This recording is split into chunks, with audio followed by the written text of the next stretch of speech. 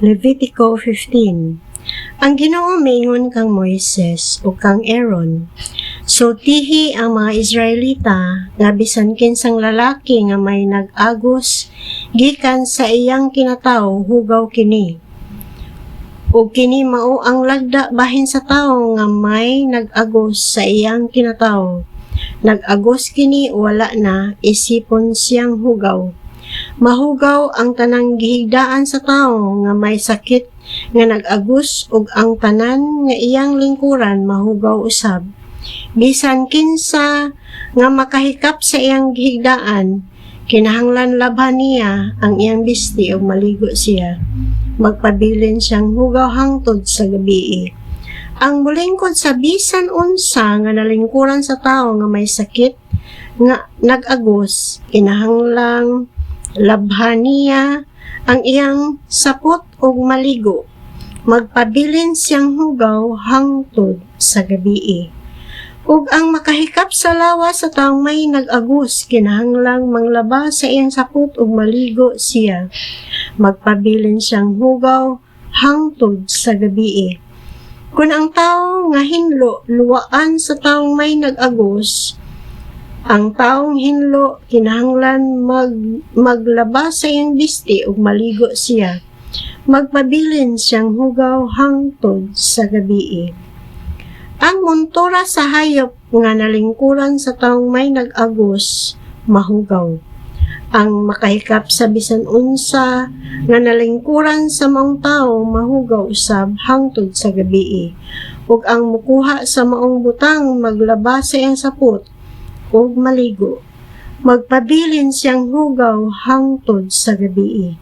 Kung ang taong may nag-agos nga wala makapanghunaw sa iyang kamot, makahikap sa laing tawo, kinahanglan labhan sa tawo nga nahikapan ang iyang bisti ug maligo siya.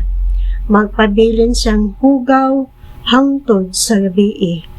Ang galamiton nga hinimo sa yutang kulunon nga mahikapan sa tawo may nag-agos bukon ug ang galamiton nga hinimo gikan sa kahoy nga iyang mahikapan hugasan. Kung wala na kaniya ang nag-agos, maghulat siya og 7 ka adlaw una siya mahindo. Unya labhan niya ang iyang sapot ug maligo siya sa tubig nga nag-agay ug siya mahinlo na. Sa ikawalong adlaw magkuha siya og 2 ka tukmo o 2 ka kuyabog nga salampati ug madto siya sa tubangan sa Ginoo sa pultahan sa tolda nga tagbuanan ug ihatag niya kini sa pari. Ang pari maghalad niini. Ang usa ingon nga halad tungod sa sala ug ang usa ingon nga halad nga sunugon. Ug ang pari maghimo sa seremonya sa pagpapasasala sa tubangan sa Ginoo alang kaniya tungod sa iyang sakit nga nag-agos. Kung ang usa ka lalaki giagasan sa iyang binhi, maligo siya apan magpabilin siyang hugaw hangtod sa gabii. Ang panapton o panit nga matuluan niini hugasan, magpabilin kini nga hugaw hangtod sa gabii. Kung ang usa ka lalaki makighilawas sa usa ka babayi, kinahanglan silang duha maligo apan magpabilin silang hugaw hangtod sa gabii. Kung reglahon ang usa ka babayi, magpabilin siyang hugaw sunod sa 7 ka adlaw. Ang mahikap kaniya mahugaw hangtod sa gabii. Bisan unsa nga iyang higdaan ug lingkuran sa panahon nga siya dug-on mahugaw usab. Bisan kinsa nga makahikap sa iyang higdaanan o bisan unsang butang nga iyang gilingkuran, kinahanglan maglaba sa iyang bisti ug maligo siya. Magpabilin siyang hugaw hangtod sa gabii. Kung ang usa ka lalaki makighilawas sa maong babayi, matakdan siya sa kahugaw sa babayi ug hugaw siya sulod sa 7 ka adlaw. Ang tanan nga iyang gigdaan mahugaw usab. Kung ang usa ka babaye dug-on sulod sa pipila ka adlaw nga dili panahon sa iyang pagregla, o kung ang iyang pagregla mula pa sa gitagal nga panahon niini, mahugaw siya samara sa naandan niyang pagregla ug magapadayon ang iyang kahugaw samtang dug-on pa siya.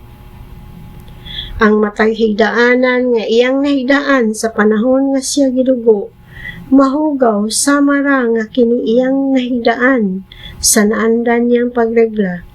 Ang tanang butang nga iyang malingkuran, mahugaw usab samara nga kini iyang nalingkuran sa naandan niyang pagregla.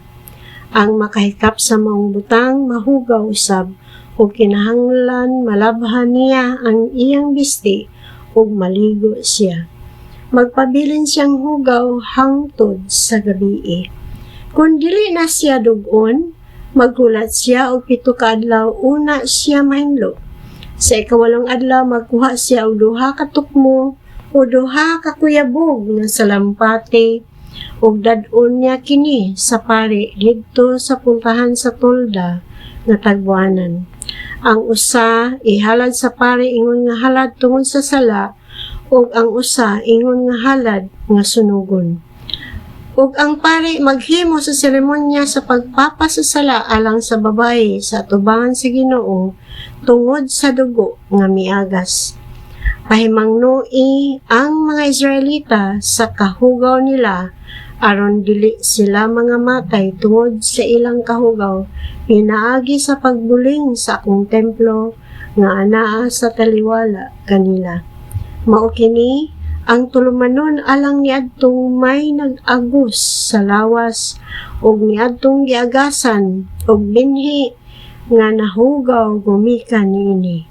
Ingon man niadtong gidugo sa ato pa alang kini ni bisan kinsa nga lalaki o babaye nga giagasan og hugaw ug alang niadtong lalaki nga nakikilawas sa usa ka babaye nga gidugo.